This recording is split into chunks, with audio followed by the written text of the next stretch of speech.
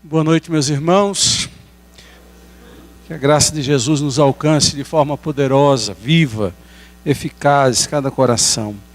É muito importante estarmos juntos, congregando, pois a Bíblia diz que nós não devemos deixar de congregar, como é costume de alguns. Estarmos juntos como pedras vivas, como corpo de Cristo, principalmente num momento como esse, momento de ceia, de poder lembrar o que Jesus fez por nós na cruz do Calvário e assim nos dá a vida eterna. Eu quero convidá-los, irmãos, para a reflexão, um texto muito conhecido, Daniel, capítulo 6, se você puder abrir comigo, eu agradeço. Daniel, capítulo 6,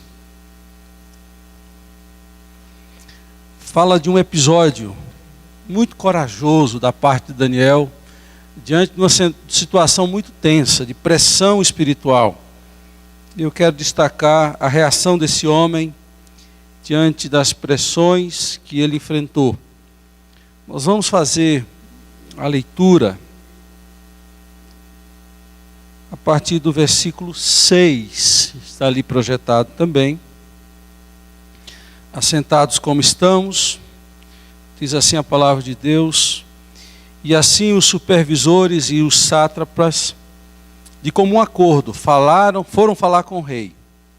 Ó rei Dário, vive para sempre. Todos os supervisores reais, os prefeitos, os sátrapas, os conselheiros, os governadores concordaram em que o rei deve emitir um decreto ordenando que todo aquele que orar a qualquer Deus ou a qualquer homem nos próximos 30 dias, exceto a ti, ó rei, seja atirado na cova dos leões. Agora, ó rei, emite o decreto e assina-o, para que não seja alterado conforme a lei dos medos e dos persas, que não pode ser revogada. E o rei Dário assinou o decreto. Quando Daniel soube que o decreto tinha sido publicado, foi para casa, para o seu quarto, no andar de cima, onde as janelas davam para Jerusalém. E ali fez o que costumava fazer. 3 vezes por dia ele se ajoelhava e orava, agradecendo ao seu Deus. Meus irmãos, essa é a palavra de Deus para nós nessa noite. E eu peço muito sua atenção, porque esse texto tem muito a nos ensinar. Eu quero introduzir essa palavra fazendo uma pergunta: como vai a sua vida espiritual? Como vai a sua vida de comunhão com Deus? A presença em um culto como esse pode ser um sinalizador de como está a sua vida espiritual, mas nem sempre o é. A vida espiritual é composta de aspectos privados e públicos. E muitos constroem a vida espiritual na parte pública, naquilo que o outro pode ver. Participar de um culto, de um almoço na igreja, até mesmo de uma reunião de oração, não quer dizer que eu estou bem espiritualmente. Porque o que sustenta a vida pública espiritual é a vida privada. É no dia a dia, quando você não está na igreja. São os textos que você lê quando não está na igreja. É o tempo despendido em oração, quando você não está na igreja. São as músicas que você canta de louvor a Deus ou que você ouve para louvor e honra do seu Deus. Em suma, queridos, se a nossa vida privada dos 6 dias da semana, se ela for fraca ou inexistente, domingo vai ser um peso na sua vida. Você pode até vir para a igreja, mas vem amarrado, com freio de mão puxado. Quando o culto está terminando, seu coração está começando a se alegrar. Porque você entra em déficit espiritual. Porque a vida de comunhão com Deus está deficiente. Porque muitos pensam que a vida espiritual é de domingo a domingo, uma vez por semana. E olhe lá. Eu quero falar hoje, olhando para a vida de Daniel, da importância da vida de comunhão com Deus. E quero fazer uma outra pergunta. O que é a vida de comunhão com Deus? Eu respondo de forma simples. É o aprofundar da sua amizade com Deus. Quando Deus é o nosso amigo, os aspectos de uma amizade se constroem. Você quer contar para o seu amigo das suas alegrias e das suas tristezas, a vida de oração. Você quer ouvi-lo, a opinião dele, o que é que ele pode te falar para te edificar, para te ajudar, a palavra dele. A vida de oração e a palavra dele. Quando você tem um amigo, o que é que você faz? Você deseja estar com ele o maior tempo possível. Encontros, estar próximo, perto. O hino clássico diz, mais perto quero estar, meu Deus, de ti. Estes são os sinais da comunhão, de uma vida de comunhão com Deus, que sobretudo se constrói no dia a dia, meu irmão. Daniel é um personagem icônico, porque ele é um político em um país repleto de corrupção, o Império Medo-Persa. Eles queriam colocar Daniel no esquema, mas Daniel não entrou no esquema. Como eles não conseguiam pegar Daniel na parte ética, queriam pegar Daniel na parte espiritual. E de uma forma maquiavélica, maldosa, perniciosa, esses homens elaboraram um plano diabólico. Usando e aproveitando da vaidade do rei Dário, o Dario, se aproximaram dele, encheram a bola daquele homem, viva para sempre o rei, nós temos um plano. Em todo e vasto império, durante 30 dias, ninguém poderá adorar outro Deus, ou a qualquer homem que seja, senão, exceto ao grande rei Dário. O coração daquele homem se encheu da vaidade natural do ser humano. Quem assistiu o filme Advogado do Diabo, viu ali que uma das armas mais poderosas do inimigo é pegar o homem pela vaidade. Por isso que Salomão diz, tudo é vaidade. Cuidado com a vaidade do seu coração. E aquele homem assina um decreto. E os medos persas são conhecidos porque eles não revogam decretos. Eles não voltam atrás depois que assinam um decreto. E Daniel, versículo 10, quando ele soube do decreto, correndo risco de vida, ele sobe ao seu quarto e vive a sua vida espiritual como se nada tivesse acontecido. Não seria uma proibição. Queria fazer com que aquele homem deixasse de orar na segunda, na terça, na quarta, na quinta, na sexta, no sábado e no domingo. Não seria uma proibição. Nós não precisamos nem de proibição. Basta a gente estar ocupado demais assistindo um filme ou uma série. Ou assistindo uma final de campeonato. Basta a gente ser chamado para fazer uma viagem. E a gente corta, interrompe a nossa vida de comunhão com Deus. Facinho, facinho. Fácil, fácil. E eu fiquei a pensar, o que é que levou esse homem a encarar o risco de vida que ele estava correndo e não abriu mão da sua comunhão com Deus? Não deixou que ninguém interrompesse, nem ele mesmo. interrompesse a sua vida de comunhão com Deus. Eu achei alguns motivos que eu quero apresentar para os irmãos. O primeiro deles é que esse homem não se deixou intimidar. As ameaças que vêm de homens e do inferno são terríveis para o fraco. Mas para aquele que é fortalecido em Deus, que entende a importância da vida de comunhão, esse não se intimida. É o que acontece nos países em que a igreja é perseguida.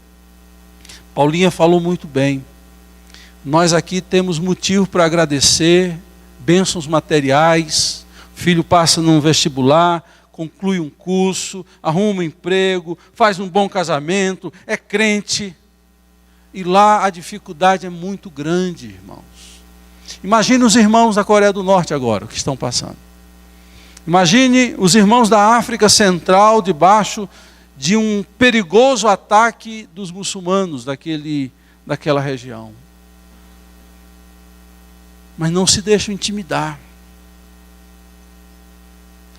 Pedro e João são proibidos de falar em nome de Jesus, de curar em nome de Jesus. E eles respondem assim: importa obedecer a Deus do que homens. O que é que tem intimidado o nosso coração? É o colega de trabalho que não pode saber que eu sou crente, nem me pode ver orando?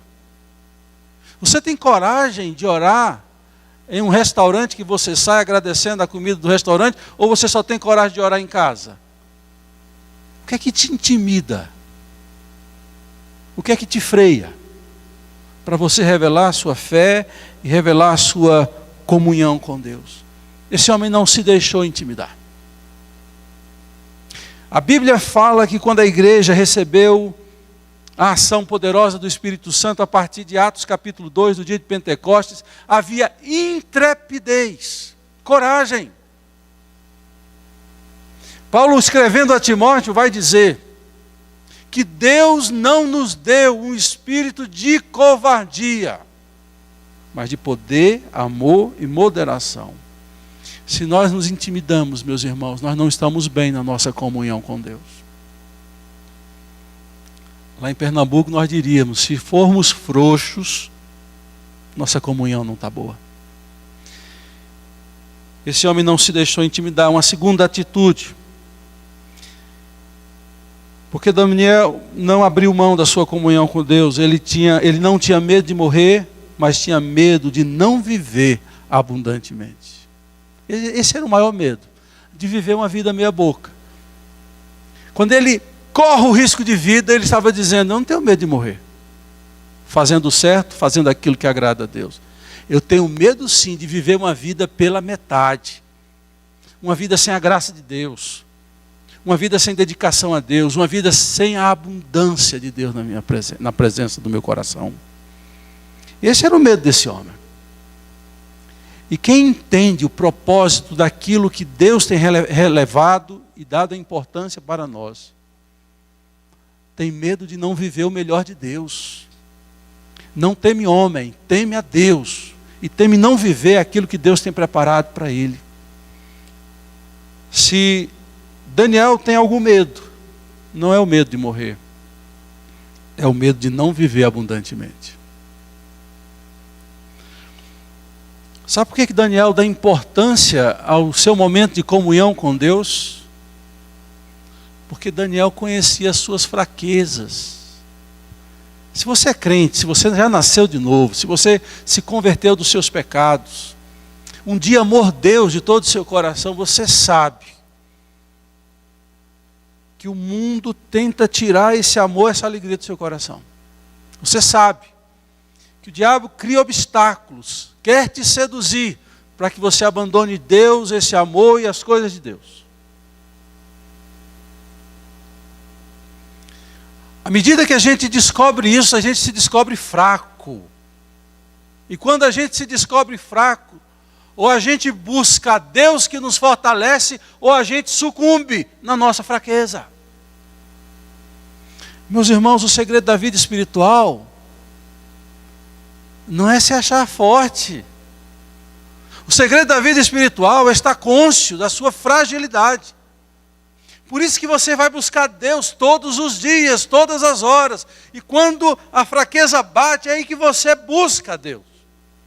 A oração do Pai Nosso nos ensina isso. Quando Jesus ensinou em uma parte da oração do Pai Nosso, olha a intensidade. E não nos deixe cair em tentação. Você pode orar a oração do Pai Nosso, essa parte assim. É alguém aflito. É alguém que tem medo de cair em tentação. É alguém que conhece as fraquezas do seu coração. E por isso sabe que tem que orar todos os dias. Que tem que buscar Deus todos os dias, porque se não buscar, ele vai se embrutecer, ele vai se afastar. Ele entende porque é que Jesus disse, não nos deixes cair em tentação. Daniel sabia que ele era homem como nós, e que ele precisava ser fortalecido. Paulo, quando escreve em Filipenses, tudo posso naquele que me fortalece. É o retrato do homem, da estirpe de Paulo. Que você olha para ele assim, um homem que Deus usava poderosamente, de uma palavra edificante, de um padrão de vida destacável. Mas ele dizia, eu sou o que sou pela graça de Deus. Em 1 Coríntios capítulo 15, ele fala aqui, tudo posso porque Ele me fortalece. Se não é Ele me fortalecendo, eu estou perdido. Feliz é o homem e a mulher que descobre as suas fraquezas, mas que, além de descobrir suas fraquezas, descobre que tem um Deus que nos fortalece. E Daniel, ele não abre mão da sua vida de comunhão com Deus, porque ele conhece suas fraquezas.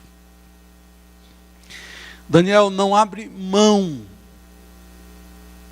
da sua comunhão com Deus, porque ele sabe que a conexão Wi-Fi do mundo é muito forte. E a facilidade da gente se conectar com as coisas do mundo, com a concupiscência dos olhos, com a atração por esse mundo é tão forte, que ele tem que escolher diariamente entre estar conectado com esse mundo ou estar conectado com o céu.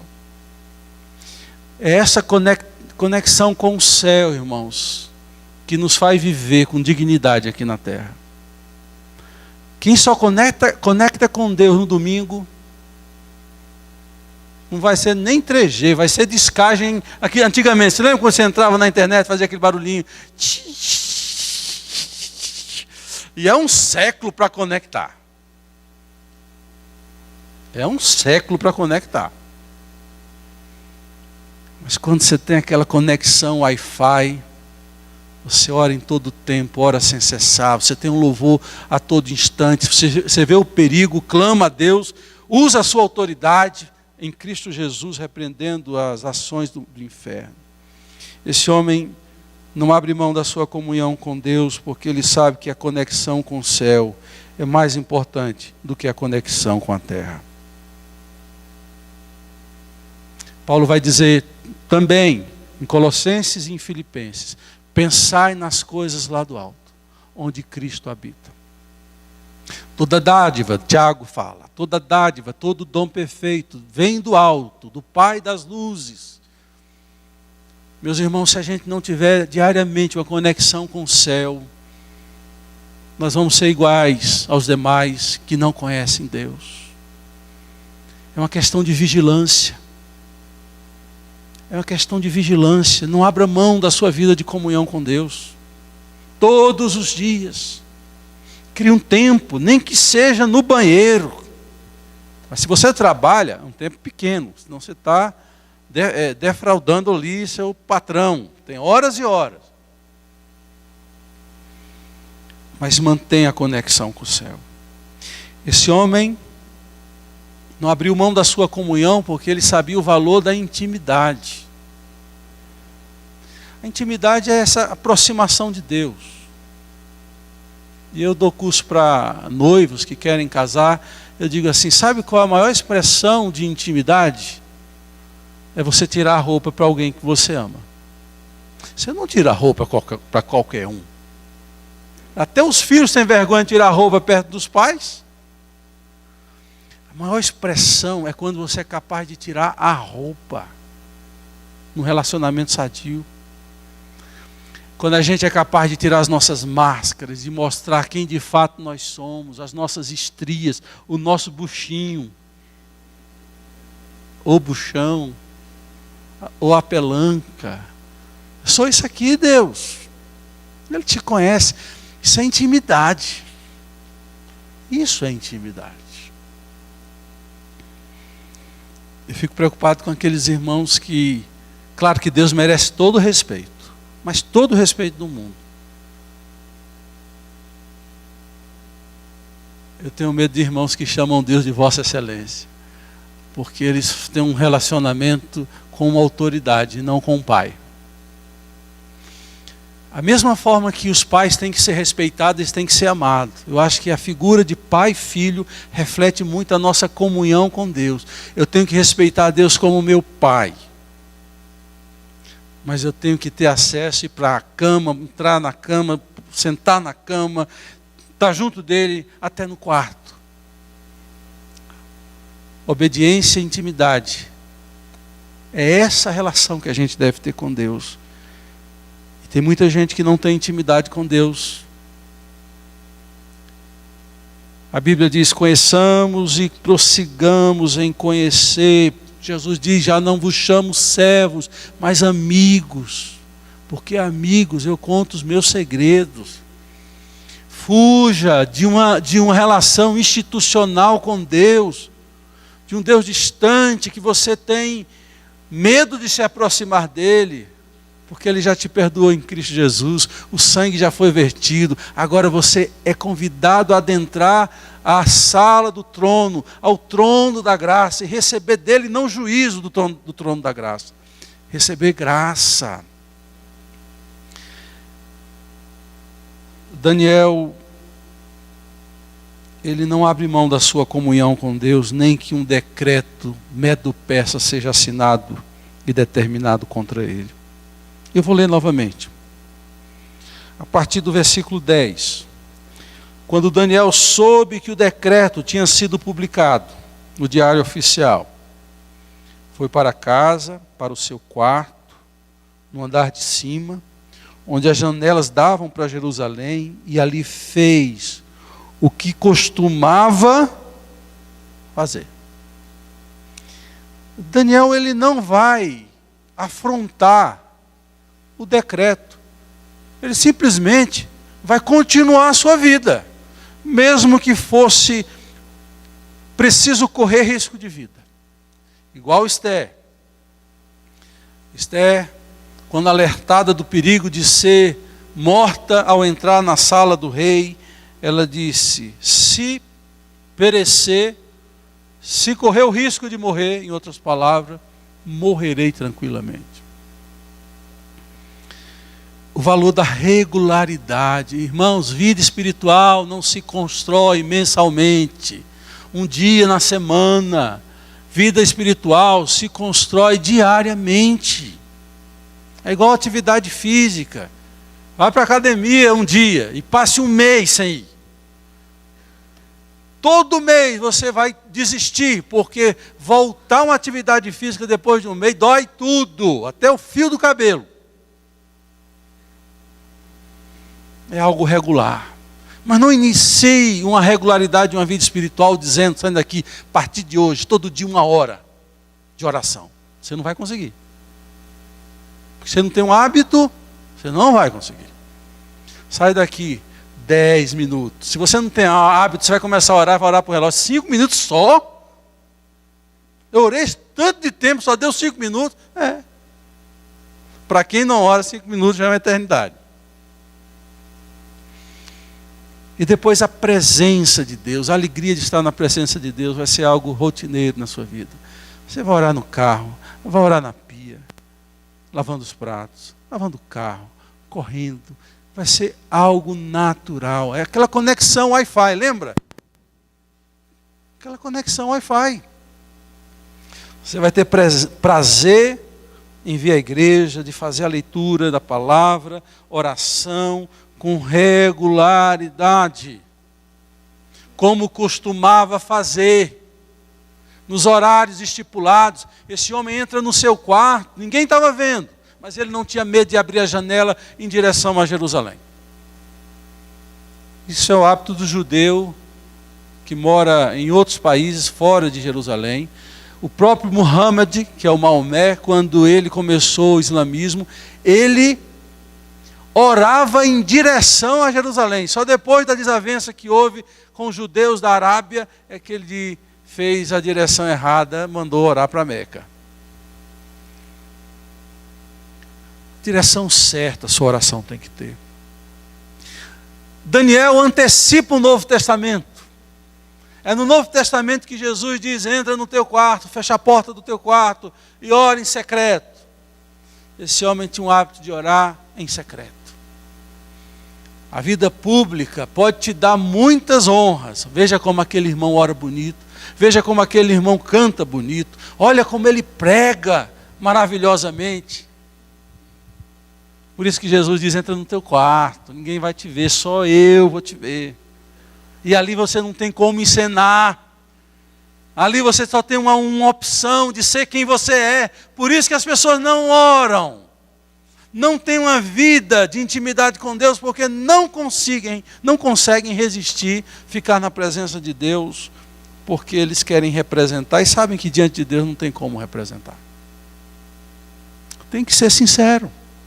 Tem que ser autêntico, tem que ser verdadeiro. E a melhor forma de começar ou recomeçar uma vida espiritual, de comunhão com Deus, é admitir que você tem sido uma farsa.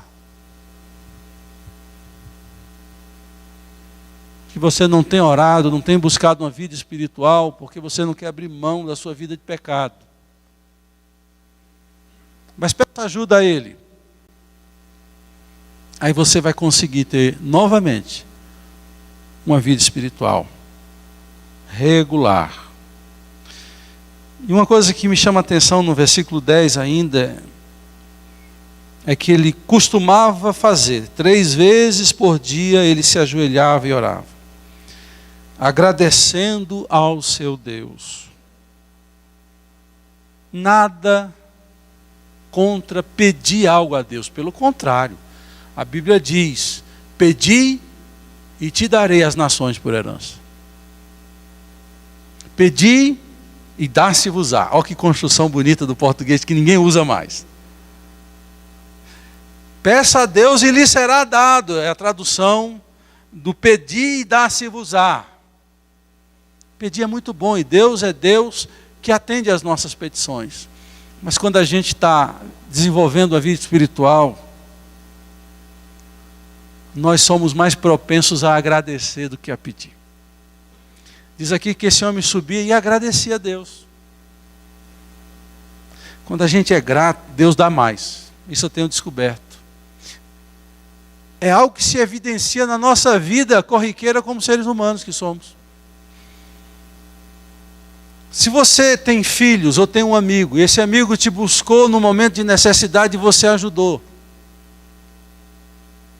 e depois que a barriguinha dele encheu, ele nunca mais te buscou. Nunca mais foi te procurar. Aí uma segunda vez ele te busca quando o pé está doendo. Você vai se incomodar, porque você é ser humano pecador. Aí você vai dizer: que caba safado, rapaz. Quando ele está bem, ele não quer saber de mim não. Mas quando ele está ruim, ele só vem me procurar. Não quer saber dele também não. Mas quando você abençoa a vida de alguém e ele volta para agradecer, você dá mais. Quanto é que você quer? 100 mil? Dou 200. Glória a Deus. Ah, quem dera eu tivesse 200. Agradecer, queridos. Eu lembro de Salomão. Salomão, começo do seu reinado, um homem muito sábio, dotado por uma sabedoria divina, se apresentou a Deus com pedidos sábios. Ele não pede ouro e prata, ele não pede a derrota dos seus inimigos, o que nós normalmente pediríamos. Ele pede sabedoria a Deus. E Deus lhe dá sabedoria, e dá muito mais, além do que ele pediu.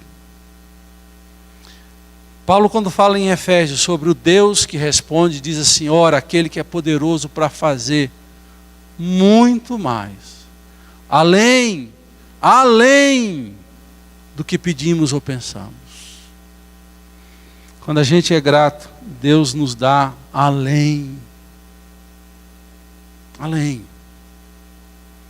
Mas tudo começa com uma vida de comunhão. Meus irmãos, é muito bom vocês estarem aqui. É muito bom. Juntos, daqui a pouco vamos comer o pão, beber o cálice, celebrar a vida conquistada na cruz do Calvário. Mas isso aqui é a ponta do iceberg. Se a nossa vida espiritual se reunir aos cultos públicos e for defasada dos momentos privados de comunhão, de oração, de adoração, de busca de Deus, quando não tem ninguém perto, a nossa vida espiritual vai ser deficiente. Eu perguntei no início dessa palavra: como está a sua vida espiritual? E eu termino essa palavra com essa mesma pergunta diante do que você ouviu baseado na vida de Daniel. Como está a sua vida espiritual? O bom é que você não vai precisar me responder. Você vai poder baixar a sua cabeça agora e dizer: Senhor, não está nada bem. Me ajuda. Eu quero hoje começar. Nada nos impede, irmãos, de voltarmos a ter uma vida espiritual profunda, de ter uma relação de amor e intimidade com Deus, como antes você teve, ou se você não teve, começar a ter. Chamar Deus de amigo, chorar no seu ombro, abraçar de alegria, como fez o filho pródigo, o pai com o filho pródigo. Ou você vai querer viver uma vida mais ou menos e continuar nessa vidinha marrom? Vamos curvar nossas frontes, vamos ter um momento de oração individual, vamos falar com Deus. Talvez seja um momento de confissão de pecados, talvez seja um momento de dizer: Senhor, me tira dessa mesmice, dessa mediocridade, Senhor. Deus, nada impede que eu possa voltar a ter comunhão com o Senhor. Muitas coisas impediam que Daniel continuasse com a sua vida espiritual. Ele não abriu mão. Eu também não quero abrir mão disso. Fala o meu coração. Perdoa, Deus, os meus muitos pecados. Estende a tua mão. Socorre-nos, Senhor. Restitui-nos a alegria da salvação, como Davi clamou no Salmo 51. Que esse momento seja um momento marcante, um ponto de partida para uma nova etapa, para uma nova vida, para um novo momento em tua presença, Senhor. Que a tua poderosa mão repouse sobre cada um que está fazendo essa oração. E o Senhor, que é o Deus de graça, do renovo, visite cada um dos teus filhos nessa hora. Restaura o coração, a alma e toda amarra espiritual, toda cegueira, toda frieza, toda indiferença, toda gelidez caia por terra hoje, em nome de Jesus Cristo, Senhor dos Senhores. Tudo que impede se dissipe agora, pelo poder do nome, do sangue de Jesus Cristo, nosso Senhor. Louvado seja o teu nome, Senhor. Bendito seja o teu nome, hoje e por todo sempre. Amém.